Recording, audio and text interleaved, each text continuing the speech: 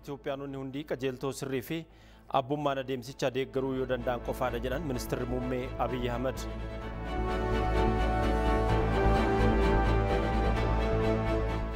Hojiin lammiilee gara biyyaatti deebisuu cimee kan itti fufee yoo ta'u har'aa lammiileen 1173 ol guyyaa irraa gara biyyaatti galaniiru.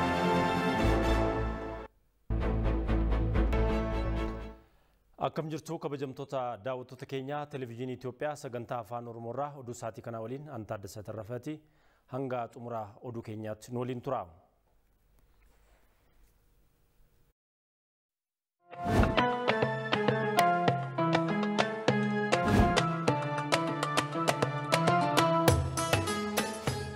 ቀጥለው ረመዳን ኢድ ታላቁ የኢድ ስግደት በኢትዮጵያ ይደረጋል። ይሄንን ታላቁን የኢድ ስግደት ከሁሉ ዓለም የሚገኙ ኢትዮጵያውያን መተው ድምቀት ምስል ይጠበቃል።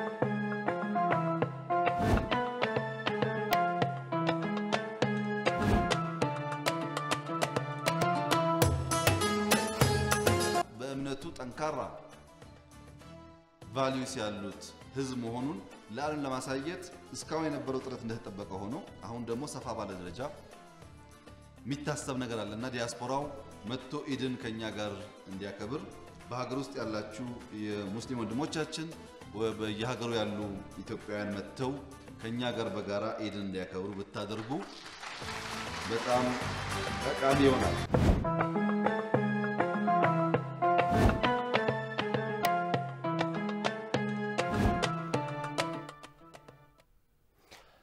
Oduu jalqabaatiin mariin biyyaalessaa akka milkaa'uuf Itoophiyaanonni hundi qajeeltoo sirrii fi abbummaan adeemsichaa deeggaruu yoo danda'anidha jedhan Ministeerri Muummee Abiyyi Ahmed.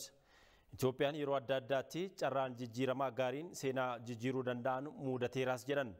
Siyaasa biyyattii sadarkaa tokkorraatii gara fuulduraatti kan tarkaanfachiisuu fi yeroo ittaanu gaarii kan taasisan jijjiiramni hedduun eegalamaniirus jedhan Dr. Abiyyi Ahmed.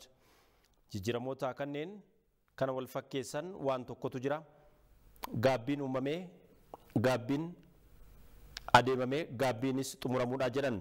Yeroo baay'ee yaadonni jijjiiramaa wayitaa boqonnaawwan jijjiirama eegalamanitti qabanne galmaa osoo hin gahin wayitaa hafan irra deddeebiin argineerra jedhan. Wayitaa adeemsa jijjiiramaa galma keenya milkeessuuf wal deeggaruu caalaa dhimmoota xixiqqaa irratti duubatti wal harkisuu waan dursuuf firiin jijjiiramaa jalqabarraatii nama hawwataa ture osoo galma hin gahin karaatti gufatanii hafuus jedhanii jiru. Gufachuu isaanii kan yaadda'u kan yaadnus yeroo booda waan ta'eef carraawwan jiran erga darbanii booda akka biyyaatti deebinee gaabbinaas jedhan. Nuti dhaloonni darbe kanaafi sana raawwanneerra osoo taanii akkuma komannu dhaloonni darbes dhaloota isa dura ture komachaa tureera jedhan. Maraamartoo seenaa kana keessaa hanga hin baanettis carraan keenya kanarra addaan hin ta'u jedhanii hubachiisanii jiru. Taateewwan nuti har'a maal na dhibee bira darbuu boru ijoolleen keenya nu komachuuf sababa ta'as jedhanii jiru. Kun akka hin taaneefis carraa jijjiiramaa harka keenya jiru dugugnee fayyadamuu qabna jedhanii jiru. Ergaa isaaniitiin Ministeerri Muummee Abiyyi Ahmed rakkoolee siyaasaa waggoottan dheeraadhaaf gangalachaa har'a ga'an daran hambisuu kan dandeessuu fi egeree keenya bu'uuraarraa dhaabuudhaaf humna kan qabu adeemsi marii biyyaalessaa akka carraa gaarii harka keenya jirutti fudhachuun barbaachisaadhaas jedhanii jiru. Carraan kun bu'aa dhamaatii hedduu ta'uu dagachuu akka salphaatti ilaalan haala salphaatiin dhabuu dandeenyaas jedhanii jiru. Faallaa kanaan ammoo albuudaa gatii jabeessaatti lakkoofsifnee kunuunsinee yoo itti fayyadamne bu'aan isaa olaanaa fi seenaa kan jijjiiruudhaas jedhanii jiru. Ijoolleen keenyas abbootiin keenya akkas gochuu isaanii biyyi keenya guddinarraa kan geesse jedhanii carraa itti galateeffatanis ni uumaa jedhanii jiru. Mariin biyyaalessaa hirmaachisaa ta'e milkaa'aa akka ta'uuf adeemsisaa haala fudhatama qabuutiin gaggeeffamuu akka qabus eeranii jiru. Kunis kan ta'u hundi adeemsa marichaa olaantummaatiin kan hoogganu Komishinii Marii Biyyaalessaa karaa garaagaraatiin deeggaruu fi jajjabeessuu yoo dandeenyedhaas jedhanii jiru. Dhimma kanarratti qarqara dhaabbatanii ilaaluun seenaa kan nama komachiisu ta'us ibsanii jiru. Qaamoleen hundi miira abbummaatiin adeemsa marichaatiif gahee irraa argamu baachuu hirmaachisummaa isaa kan mirkaneessan ilaaluun itti gaafatamummaa seenaa irraatii bilisa ta'uu akka hin dandeenyes eeranii jiru.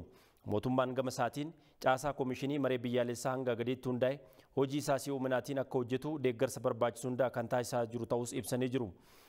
Bulchitoonni naannolee qajeeltowwan abbummaanii fi itti gaafatamummaan hojii koomishinichaatiif galtee barbaachisu dhiyeessuun haala mijataa uumuu akka qaban dhaamanii jiru. Paartileen siyaasaa dorgomtoota dhimmicha irrattis akka hirmaatan qofa osoo hin taane akka abbummaatti si'uuminaan adeemsa isaa fi milkaa'ina isaatiif deeggarsa barbaachisaa akka taasisan gaafatanii jiru. Hayyoonni wayitaa koomishinichi yaadaa fi yaada murtee barbaadu qofa osoo hin taane dursa kaka'umsaa fi adeemsa isaa irratti dammaqinaan hirmaachuun gahee isaanii akka batan gaafatanii jiru.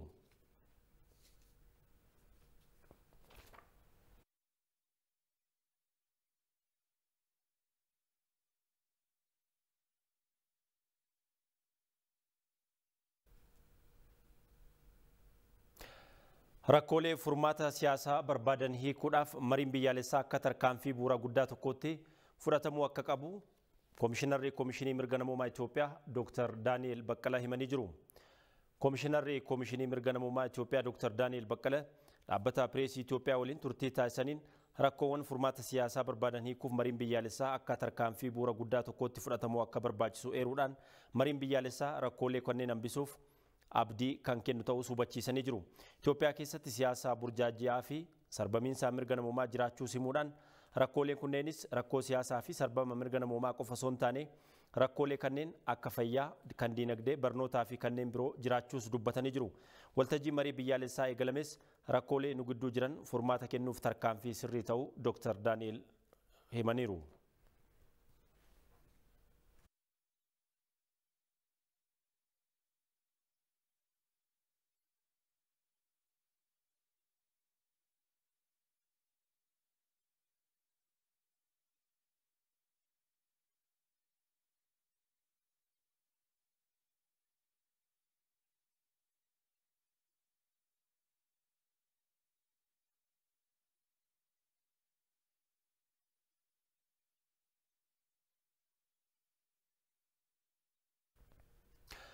Dubartoonni ijaarsa nageenyaa keessatti qooda amma baachaa jiran akka cimsan gaafatameera. Guyyaan dubartoota Maarchi 8 bara kanaa xumurri isaa magaalaa Baahir Daaritti taa'amee jira. Pireezidaant Saahilewarq Zawudee ergaa karaa viidiyoo dabarsaniinis dubartoota sadarkaa hundatti ga'umsuun guddina biyyaatiif qooda olaanaa akka qabu dubbatanii jiru. Kana bira darbees dubartoota dhiibbaarraa eeguuf qooda olaanaas qabaa jiranii jiru. Kanaafis dubartoonni qoodaa fi dirqama isaanii seera qabeessaan akka bahuu qaban waamicha dabarsanii jiru Pireezidaantiin Itoophiyaa Saahilewarq Zawudee. Ministeerri dubartootaaf dhimmoota hojjetaa Dr. Ergoogee Tasfaayee gama isaaniitiin dubartoonni waraana kaabaa dabalatee iddoo biyyattiin isaan barbaaddetti qooda isaanii baachuu yaadachiisanii ammas buqqaatota deebisanii dhaabuudhaaf qooda isaanii baachaa kan jiran ta'uu dubbatanii jiru. Ministeerri dhimma hojjetaaf dubartoota maallaqa deeggarsaa birrii miliyoona 21 walitti qabees naannoo Amaaraatiif kenneera.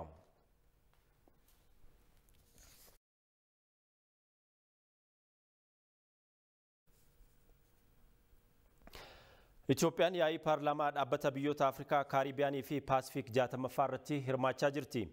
Jilli yaa'ii mana maree bakka bu'oota uummataa obbo Taaggasa Caafootiin durfamus yaa'ii dhaabbilee paarlaamaa Afrikaa, Kaaribiyaanii fi Paasifiik 60ffaa Firaansitti gaggeeffamaa jiru irratti hirmaateera.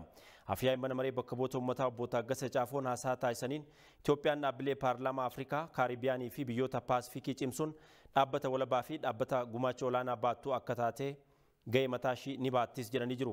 Dhaabbatichi fuula dura gamtaa Awurooppaa waliin yaa'ii waloo qabaatu ilaalchisuun yaadota ni fayyadu jedhanis kaasanii jiru. Miseensa jila kanaa kan ta'an Dr. Diimaa Naga'oo gama isaaniitiin haala yeroo ammaa Itoophiyaan keessa jirtu ilaalchisuudhaan dhugaa Itoophiyaa hubachiisuu fi deeggarsa argachuuf haasaa dandeessisuu yaa'icha irratti dubbatanii jiru. Weerara COVID-19 booda yaa'iin paarlaamaa dhaabbata biyyoota Afrikaa, Kaaribiyaanii fi Paasifiikii qaama kanaan walgahii kan jalqabaa yoo ta'u fuuldura gamtaa Awurooppaa waliin yaa'ii paarlaamaa waloo ta'an irratti ni mari'atama. Itoophiyaan biyyoota hundeessitoota dhaabbatichaa keessaa ishii tokko yoo taatu dhaabbatichi biyyoota Afrikaa, Kaaribiyaanii fi Paasifiikii 79 miseensummaan kan of keessatti qabatedha.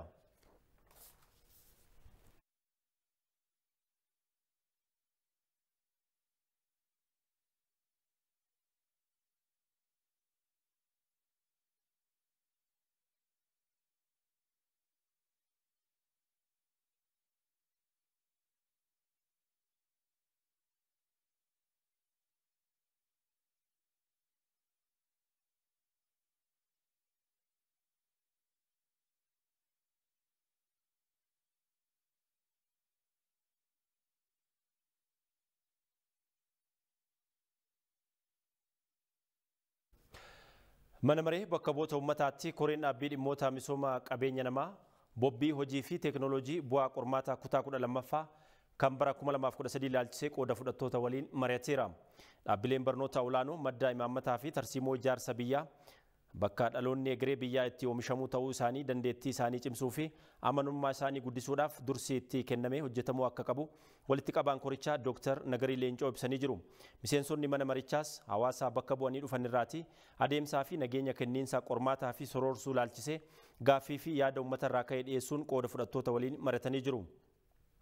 Rakkoolee adeemsa qormaata baasuu hanga bu'aa qormaataa bara barnootaa 2013 jiran furuutti tajaajila odeeffannoo fi nageenya biyyaalessaa, raayyaa ittisaa, poolisii federaalaa, qaamolee nageenyaa naannolee fi biiroolee barnootaa irraa koree hundaa'e waliin hojjetamaa turu ministeera deetaa ministeera barnootaa Dr. Saamu'eel Kifilee ibsanii jiru. Bu'aa qormaataa marsaa tokkoffaa kenname keessattis qormaanni gosa barnoota siivikii dursee baheera jechuun komii dhiyaate hordofee ragaa quubsaan argamuu isaatiin bu'aan qormaatichaa akka qamu taasifamuu isaa Dr. Saamu'eel ibsanii jiru. Gaaffilee fi komii turan irratti iftoomina uumuufis hooggantoota siyaasaa fi biiroolee barnoota irraa walitti ba'aniin marii taasifameenis adeemsa qormaata soroorsuu irratti rakkoon kan hin turre ta'uu irratti waliigalamuu Daayirektarri tajaajila madaallii barnootaa fi qormaataa obbo Tafarii Faayisaa ibsaa kennanii jiru.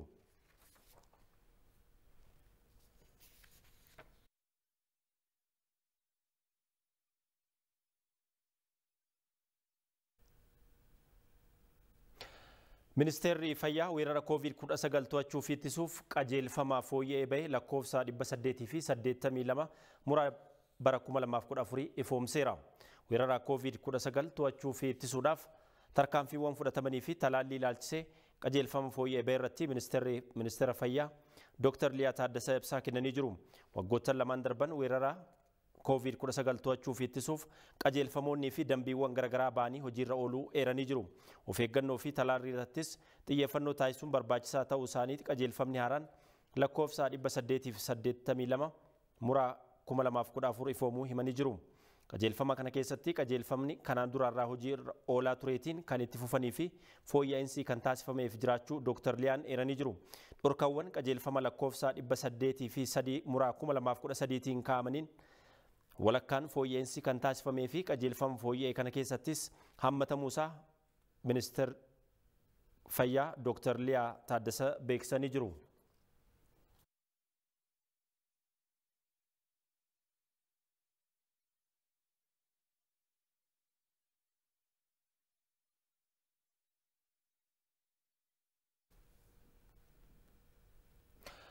Humni eeggataa gamtaa Afrikaa dandeettii nageenya naannichaa madaaluu qabaachuu akka qabu Itaamaajoor Shumiin humna waraana waliigalaa Itoophiyaa Fiild Maarshaal Biraanuu Juulaa hubachiisan. Itaamaajoor Shumiin humna waraana waliigalaa Itoophiyaa fi dura ta'an koree Itaamaajoor Shumii humna waraana Baha Afrikaa Fiild Maarshaal Biraanuu Juulaan marii Keeniyaa Naayiroobiitti taasisaniin humni eeggataa Baha Afrikaa dandeettii fi qophaa'ummaa haala nageenya naannichaa madaaluu akka qabaatu taasisuun barbaachisaa ta'uu dubbatanii jiru. Fiild Maarshaal Biraanuu Juulaan xumura leenjii miseensota humna eeggataa gaanfa Afrikaa torban lamaaf gaggeeffamaa ture irratti argamuun haasaa taasisaniin Itoophiyaan humna eeggataa gaanfa Afrikaaf deeggarsa barbaachisu kan taasisu ta'uu ibsuu isaanii biyyoonni miseensa Baha Afrikaas kutannoo siyaasaa fi deeggarsa taasisuu akka qaban gaafatanii jiru. Daayirektarri Sekereetiriyaatii humna eeggataa Baha Afrikaa Birgaadeer Jeneraal Geetaachoo Shifarraa'uu gama isaaniitiin muuxannoon leenjii argame dandeettii humnichaa guddisuuf gahee olaanaa qabaachuu dubbatanii jiru. Leenjiin koomaandi poostii kanarratti humnoonni ittisaa poolisii fi qaamoleen siivilii Itoophiyaa, Keeniyaa, Sudaan, Ugaandaa, Ruwaandaa, Burundii, Jibuutii, Soomaaliyaa, Siisheelsii fi Koomoros argamuu dhaabbatichi beekseera.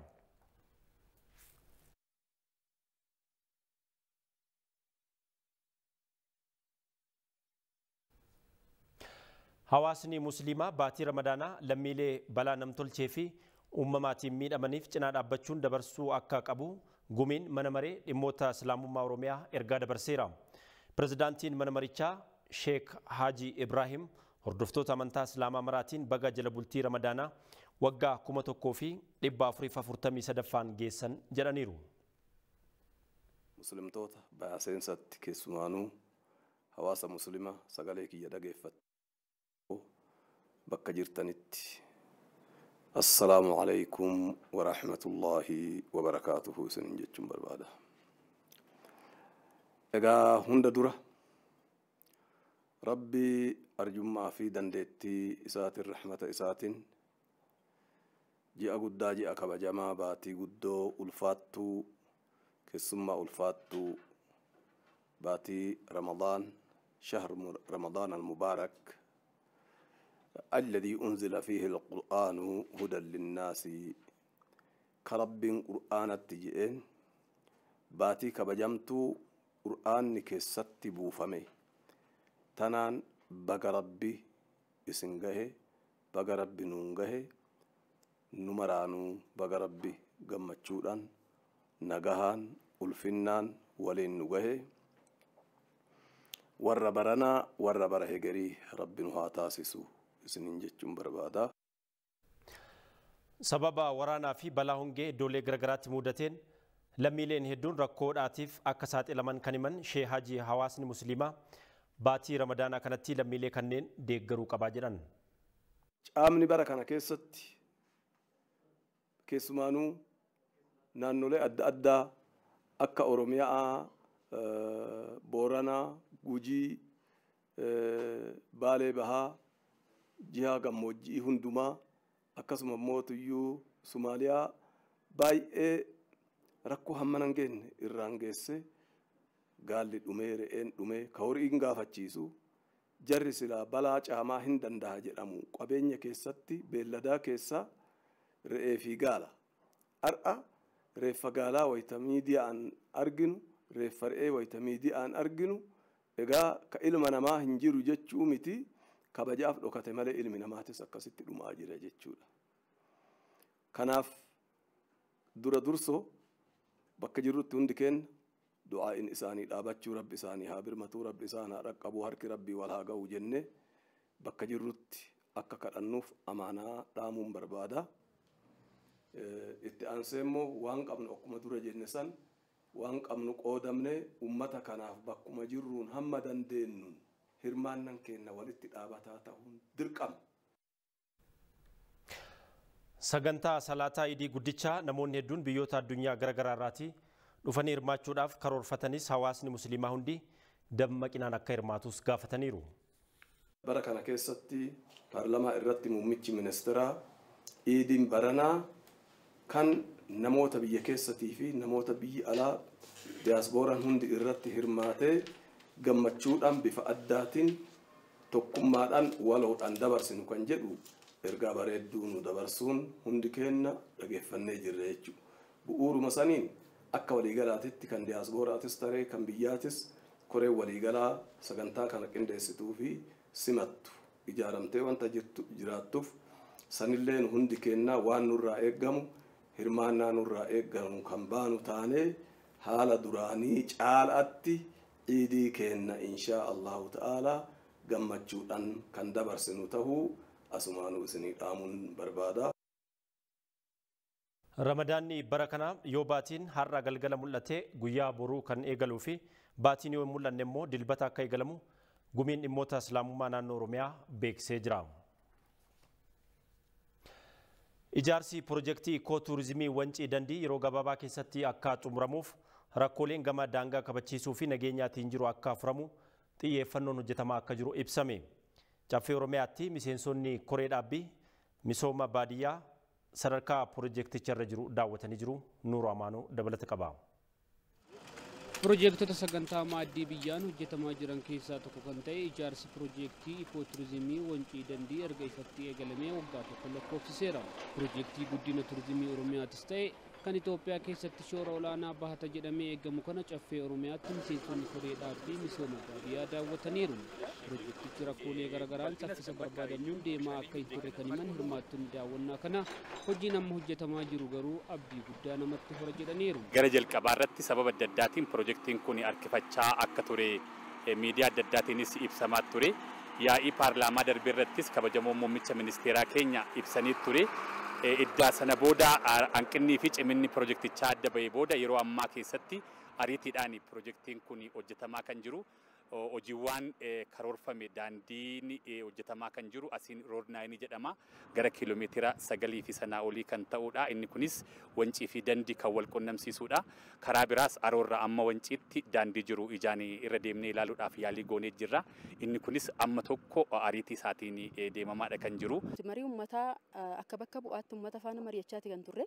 Dabalataanis immoo maaltu uummata keessa jira kan jedhu kan qabatamaadhaan piroojektota aanaa keenya keessatti ijaaramaa jiran kan ilaalate kan turre. Yoo piroojektota aanaa keenya keessatti ijaaraman keessaa tokko isaa guddicha akka biyyaattis hangafa ta'e kan yoo laallu caalatti hojiiwwan kanaan dura harkifannaa saayitii qulqulleessuuf jiran sun hiikkatanii yeroo ammaa karaa saffina qabuun hojjetamaa jiraachuu isaa tanan kan taajjabe. Rakkoolee daangaa kabachiisuu fi nageenyaan wal qabatuun ka'aa turan qaamolee dhimmi ilaallatu wajjin furuun piroojeektichi yeroo qabameef keessatti akka xumuramuuf xiyyeeffannoo addaan hojjetamaa akka jiru kan himan immoo bulchaa godina Shawaa Kibba Lixaa obbo Taayyee Guddisaati. Manni naannoo kanarra jiru erga gaafa beenyaa yookaan lafa isaa sanirraa fudhateeti baay'ee gammadaadha. Qabeenya isaa irraa kaafatee jira. Qabeenya irraa erga kaafatees fayyadamaa ta'uusaa kan laallu namoonni irraa hojii piroojeektii keessa kanatti hirmaachaa jiran namootuma naannoo kanaati. Carraa hojii uumetee jira. Gara tokkoon maallaqa argatan saniin immoo wantoota isaaniif mijatu bakka baay'eetti haala mijeeffataniiti kan isaan jirani. Kana kanaan wal qabatee wanni akka gaariitti ilaallee jira. Yaa ta'uti naannoon kun haala nageenyatiin wal qabatee haroon wancii kun aanaa wancii keessatti argama. Akkasumas daangaa ammayyaa kanaanis karaa kanaanis hin jira. Shawaa Lixaanis asirratti eeriyaa kana naannoo kana gidduu gulaallu haalli rakkoo nageenyaa gidduu kanatti jiru akka jiru beekamaadha. Yaa ta'uti garuu rakkoo nageenyaa kanaaf irra caalatti qaama nageenyaa kana qofaan osoo hin ta'in yeroo ammaa kana eegumsi piroojeektii kanaa taasifamaa kan jiru hawaasa asiitiin jechuudha. Hojii gaggeessaa olaanaan piroojeektichaa obbo Dhaabaa Jinfeessaa qaama piroojeektichaa kan ta'e hojiin ijaarsa daandii wancii dandii saffisaan hojjetamaa akka jiru kaasuun hojiin bu'uuraalee biroo babal'isuus xiyyeeffannoo argateera jedhan. Feezii jalqabaa irratti wanciif dandii haroo lamaa wal quunnamsiisudha. Inni ji'a fuuldura namni siin deemuyyuu hin deemu lukaan deemta. Har'a garuu wanciif dandiidhaan eerzii horkisaa fidnee wal quunnamaa jira jechuudha haroon kuni. Inni lammatuun waggatoo keessatti asfaaltii uffifnee baanaadha. Iddoo nama jirru kun waxabajjiitti asfaaltiin uffata. Kuni wannuma isaaniitiin deemaa waan jiraniif chaayinaatti kan kennine kun haala gaariidhaan deemaa jira. Wanciis dandiis loojii gurguddaa lamaan isaa gara biiliyoona tokkotti siqu jalqabamee jira jechuudha. Istaandardii guddaa kan ta'e sadarkaa kamittuu nama kamiyyuu keessummeessuu kan danda'u hojjechaa jirra. Piroojeektiin Ikoo Turizimii fakkeenya paarkii Inxooxxoon hojjetamaa jiru kun faayidaa guddina turizimiif qabuun cinaatti namoota hedduuf carraa hojii uumuun isaa simameera. Lammiileen Itoophiyaa 1173 guyyaarraa Saawud Arabiyaarraa Jiddaa fi Riyaad irraatii gara biyyaatti deebi'aniiru. Hojiin lammiilee gara biyyaatti deebisuus cimee kan itti fufe yoo ta'u guyyaarraa lammiileen 1173 ol gara biyyaatti galanii jiru. Waliigalaan bitootessa 21 bara 2010 eegalee hanga ammaatti lammiileen 2111 gara biyyaatti deebi'u ragaan ministeera dhimma alaarraa argame ni mul'isa.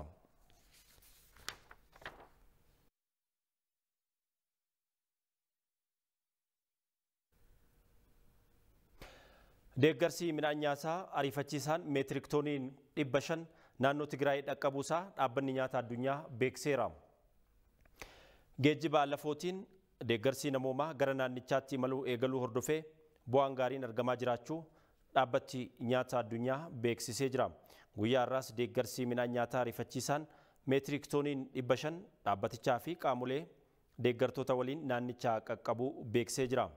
Mootummaa naannoo Tigraayitti deeggarsa namoomaa cimee kan itti fufu dhukaasa dhaabuuf murteessuun isaa ni yaadatama.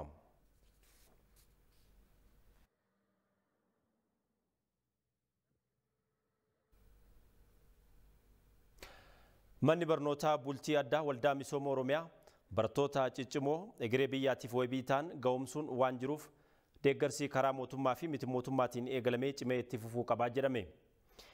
Hawaasnii fi dameewwan waldichaa godinaalee Arsii fi Shawaa Kibba Lixaa mana barumsaa bultii addaa damee Adaamaaf Bishooftuuf deeggarsa midhaan nyaataa kumtaala 614 taasisee jira. Mangistuu akkuma dabalata qaba.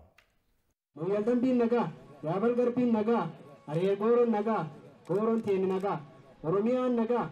Hawaasni godinaalee Arsii fi Shawaa Kibba Lixaa barattoota mana barumsaa bultii addaa Waldaa Misooma Oromiyaa damee Bishooftuu fi Adaamaa fi deeggarsa midhaan nyaataa xaafii fi qamadii kuntaala 614 gumaachaniiru. Sirna wal harkaa fuudhinsaa deeggarsichaa irratti kan argaman hundeessaa fi walitti qabaan boordii Waldaa Misooma Oromiyaa obbo Abbaaduulaa Gammadaa barnoonni bu'uura guddina saayinsii fi teekinooloojii waan ta'eef akka naannoo Oromiyaattis galmaa gama barnootaatiin qabame milkeessuu fi hojiin gaariin hojjetamaa jira jedhan.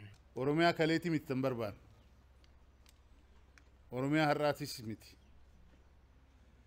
Itoophiyaa kaleetis miti. Itoophiyaa har'aatis miti. Oromiyaa guddatti saayinsii fi teekinooloojiidhaan addunyaa wajjin dorgomtu. Itoophiyaa guddatti saayinsii fi teekinooloojiidhaan addunyaa wajjin dorgomtu. Tan kadhattu tan midhaan kadhattu heduu hin ta'in warra rakkataniif tan kennitu. Lammiiwwan keenya dhaqanii tan itti rakkatanii hojjetan heduu hin ta'in biyya bal'aa fi guddaa kana keessatti lammiin biraa akka hojjetu warra karaaban biyya akkasii akka qabaannu hawwin. Naannoo akkasii akka qabaannu hawwin. Ummata akkasii akka qabaannu hawwin. Hawwii duwwaadhaan wanna hojiirra hin oolleef hawwii san dhaloonni hojiirra oolchuu danda'u immoo dhalachuutu irra jira. Akka dhalatee hojjetu immoo hundaa ol barnoota irratti hojjechuun hin barbaachisu. Hoogganaa taanaan biiroo barnoota Oromiyaa obbo Ifreem Tasammaa deeggarsa taasifameef galateeffachuun manni barnootaa bultii addaa Waldaa Misooma Oromiyaa akka biyyaatti mana barumsaa fakkeenya ta'edha jedhan. Akka Itoophiyaatti qormaata biyyaalessaa irratti riikardiiwwan galmaanii hin beekne kan galmeessaa jiran ijoolleen mana barumsaa kana akka ta'e akka beekamullee nan barbaada. Oromiyaa galaana barattoota qaxalee qormaata biyyaalessaa irratti qabxii olaanaa galmeessan ni taatii jennee kaane isa kana gochuudhaaf daandii nuti irra deemaa jirru baay'ee milkaa'aa jira. Isa kanaaf immoo fakkeenya kan nu ta'an manneen barnoota bultii addaa Waldaa Misooma Oromiyaa ta'uunsaa baay'ee kan nu gammachiisudha. Daarektarri olaanaan Waldaa Misooma Oromiyaa obbo Dajaneetichaa uummata osoo rakkoo garaagaraa keessa jiru deeggarsicha kennan galateeffataniiru. Akka biyyaattis mootummaan dhaabbilee barnootaa olaanoo dandeettii fi ga'umsa barattoota qaxalee mana barumsichaatii ba'an madaaluu akka qopheessuufis gaafataniiru. Ijoolleen keenya iddoo deemanitti tokkoffaadha. Maaliif nuti lammii addunyaa kanaaf kan nuti dorgomu nuti qopheessaa jiru addunyaadhaaf maree ijoollee qormaata biyyoolessaa dabarsanii yuunivarsiitii gashuudhaaf waan hin taaneef mootummaan naannoo keenya hojii guddaa hojjeteera. Iskeelaappi godheera, babal'iseera.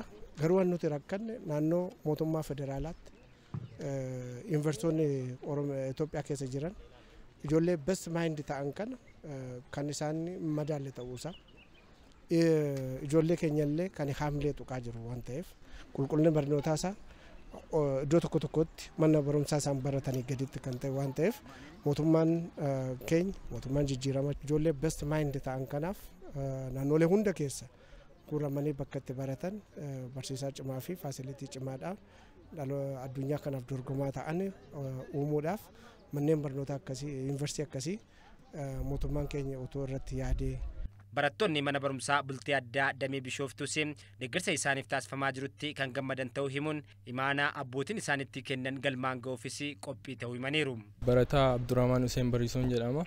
Deeggarsa kana duraan durseeti deeggarsa kana nu godhuu isaaniitiif baay'ee galatoonfachuu ni barbaada. Qarqaarsa qofa osoo hin ta'in imaanaa guddaatu nutti kenname. Imaanaa nutti kenname kana immoo galmaan ga'uudhaaf imaanaa kana bakka geessuudhaaf nuti cimnee irratti hojjechuu qabna barnoota keenya irratti. Siifan Mahammadiin jedhama.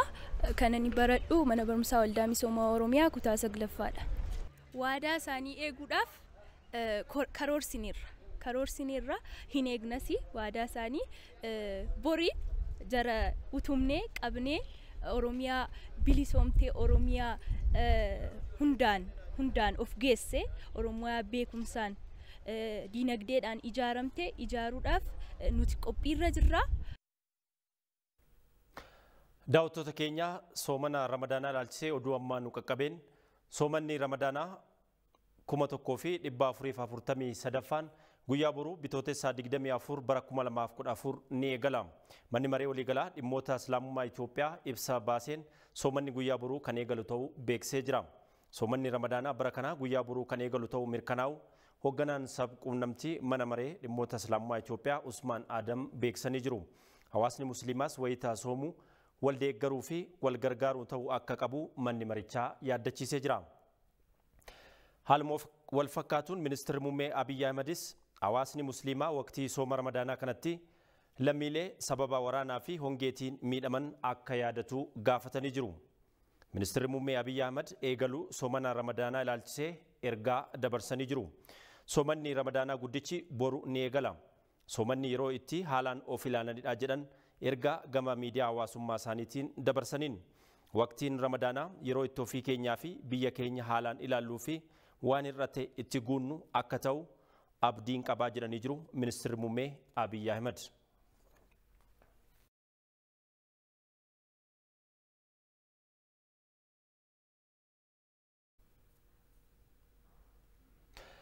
Oduuttaanuun Itoophiyaan humna anniisaa elektiriikaa bishaan irraati meegaawaattii 3,700 ol maddisiisuu kan jirtu yoo ta'u bara kana ji'a tokko dura hidha haaromsaa guddicha Itoophiyaa irraatis humna elektiriikaa meegaawaattii 300 maddisiisuu eegaluun ni yaadatama.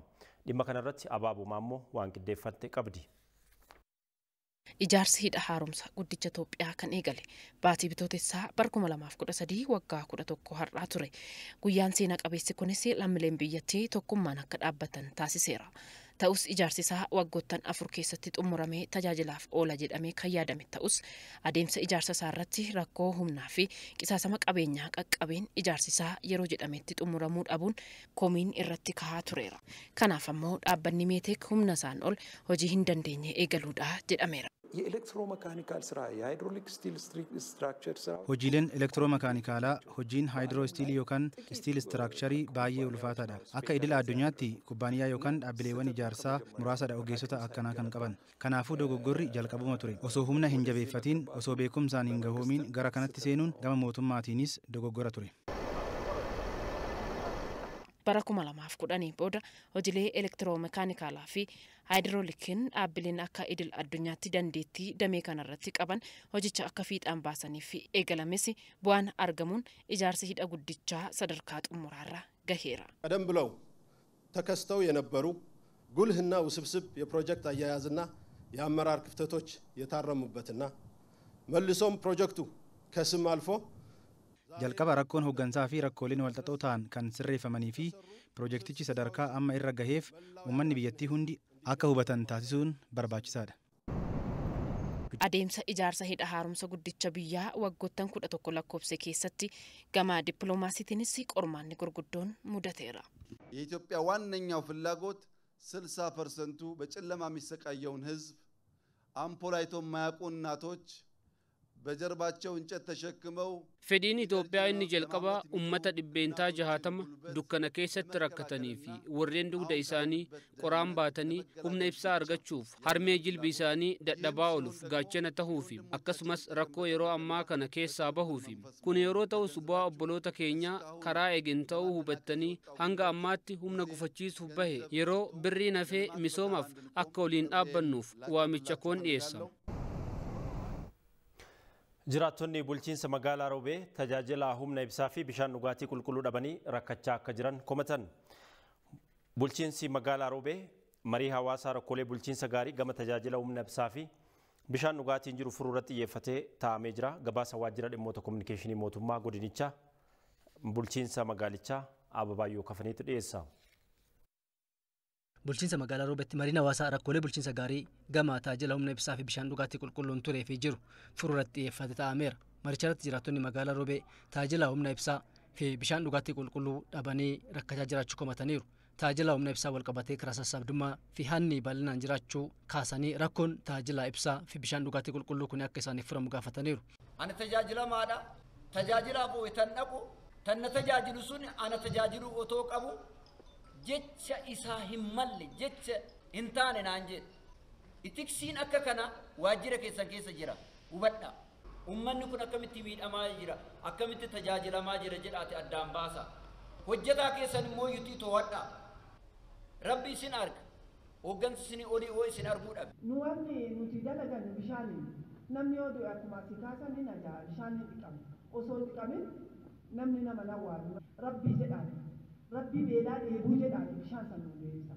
Rabbii jedhaati. Dhiirri harka dhiqattan dhiifa manaa godhaati fuula keessan dhiqattan luka hoo dhiqattan malee rakkoo dubartiin itti ooltu beektan waa'ee bishaaniiti. Oo dhugaa dubbanne. Ka qixxaa tolchituunis bishaan.